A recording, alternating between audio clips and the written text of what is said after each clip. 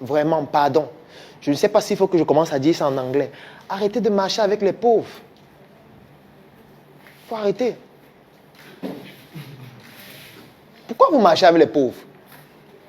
La classe qui a le plus de problèmes, oui. C'est la classe moyenne, donc la classe pauvre. Là. Oui. Si tu ne côtoies pas cette classe, comment tu vas savoir certains problèmes pour pouvoir... Je suis d'accord avec toi.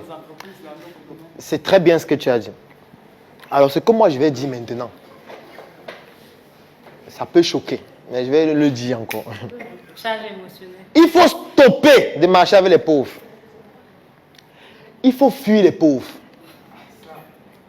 Je vais même être plus radical. Il faut éliminer les pauvres. Il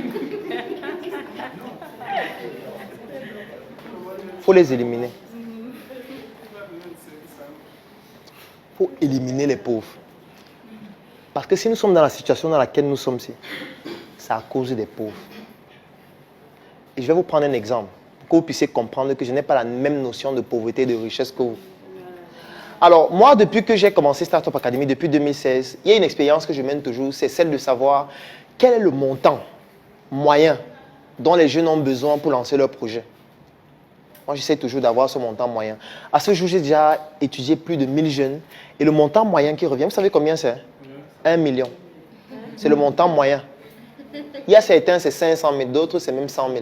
C'est-à-dire que si tu donnes 100 000, c'est suffisant pour lui pour lancer son projet. Donc, on est à 1 million.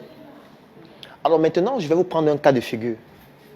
C'est le cas de figure de quelqu'un qui a eu des fonctions publiques et il a volé 1 milliard. Il a volé 1 milliard. Vous savez ce que ça signifie si on veut prendre sur le référentiel des jeunes qui ont besoin des projets? Ça veut dire que c'est 1000 jeunes. En fait, il vient d'amputer l'avenir de 1000 jeunes à qui on aurait pu donner 1 million pour faire leur projet. Prenons même le cas de figure où les 1000 jeunes-là auraient eu 98% d'échecs. Ça veut dire qu'on a donné 1 million à 1000 personnes. Il y a 98% qui ont échoué et l'entreprise a fait faillite. Ça fait combien d'entreprises qui restent?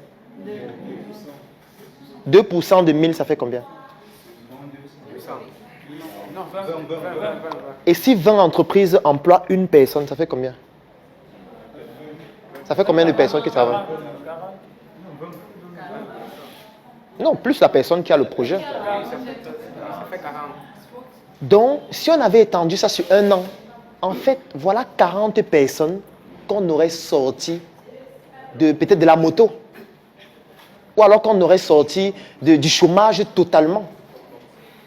Et ça, c'est quelqu'un seul qui vient de prendre ça. On va vous dire qu'il y a quelqu'un qui a pris 50. Il y a quelqu'un qui a pris 100. Il y a quelqu'un qu'on ne peut pas compter. Parce qu'on n'arrive pas à bien évaluer combien il a pris. Bon, la question que je vais vous poser, c'est entre celui qui fait la moto et celui qui a pris 1 milliard, là, qui est pauvre? Tout simplement. C'est un problème psychologique. C'est un problème mental. C'est pour ça qu'il dit qu'il faut les éliminer. Sur la place publique même, si possible. La pauvreté est d'abord et surtout psychologique et mentale. D'abord. La pauvreté, c'est le pessimisme. La pauvreté, c'est le cerveau orienté problème. La pauvreté, c'est l'égoïsme. C'est le fait de vouloir tout prendre pour soi-même. Et ne pas considérer l'intérêt général. C'est ça la pauvreté. La pauvreté, c'est passer son temps à voir des problèmes, critiquer les personnes qui ont été à l'origine du problème et ces personnes ne sont jamais vous-même. Et de passer tout son temps à débattre. Ou dire que non, c'est tel qui est responsable, on doit le virer. C'est ça que j'appelle la pauvreté. Lorsque ça arrive à la phase où vous n'avez plus l'argent dans votre poste, en fait, c'est juste déjà les métastases. C'est déjà les complications. C'est pour ça que quand je dis d'arrêter de marcher avec les pauvres, c'est d'arrêter de marcher avec des personnes qui ont un cerveau orienté de cette façon. Parce que ça vous contamine et ça vous pousse à réfléchir aussi de cette façon. C'est de ça qu'il s'agit. Faites une expérience. Marchez avec quelqu'un qui tous les jours il se plaint. Et que tous les jours quand vous le rencontrez, il se plaint toujours de quelque chose. Il n'est jamais content. Il y a toujours un truc dont il se plaint, que ça ne marche pas. Vous allez vous rendre compte que de plus en plus, vous aussi, vous allez commencer à vous plaindre. C'est comme ça que ça va se passer. De plus en plus, vous allez commencer à vous plaindre aussi. À vous plaindre, à vous plaindre. Après, vous allez passer votre temps à vous plaindre.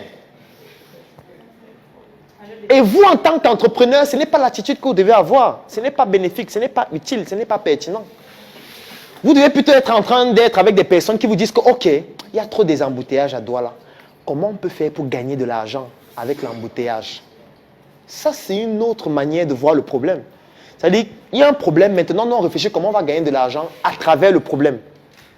Et là, on met sur pied un mécanisme intellectuel qui est différent de celui qui passe juste le temps à dire qu'il y a l'embouteillage, il faut que le délégué du gouvernement parte.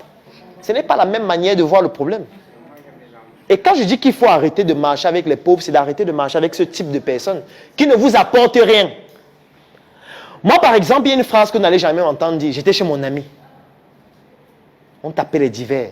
J'ai dit, mais c'est un luxe. Il y a un document que je suis en train d'écrire. Le titre, ça s'appelle « Comment perdre son temps ». Et dans le document là, il y a donc plusieurs étapes pour perdre son temps. Et parmi les étapes, rendre visite aux amis. Attends, je veux dire, quel est le temps que vous avez pour rendre visite à un ami? Vous faites ça comment en fait? Sauf si c'est quelqu'un qui est dans votre projet. Nous, on est arrivé à un niveau où même quand on est en train de s'amuser en boîte de nuit, on est en train de travailler.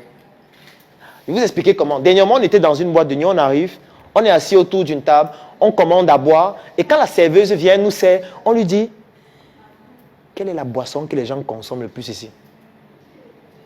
On est déjà en train de travailler. Parce que là, ce n'est pas une question qu'on pose parce qu'on veut juste savoir la boisson. C'est parce qu'on veut déjà comprendre quelles sont les attitudes de consommation des personnes qui viennent. Parce que nous, on compte aussi gagner de l'argent avec la fête. Il est inadmissible que nous, on fasse l'entrepreneuriat et puis les gens partent fêter ailleurs. Vous êtes d'accord? Hein? Il faut qu'à un moment donné, nous aussi, on se rencontre comme ça pour fêter maintenant nous-mêmes. Et là, quand la fête finit, le chiffre d'affaires, c'est nous qui comptons. C'est pas mieux comme ça. C'est mieux. On fabrique notre bière nous-mêmes. On boit notre bière, même si ce n'est pas la meilleure. On va le faire. On ne peut pas continuer comme ça. On va continuer à boire la bière des autres, danser la musique des autres, fêter, aller prendre les femmes des autres. Non. On doit faire avec pour nous.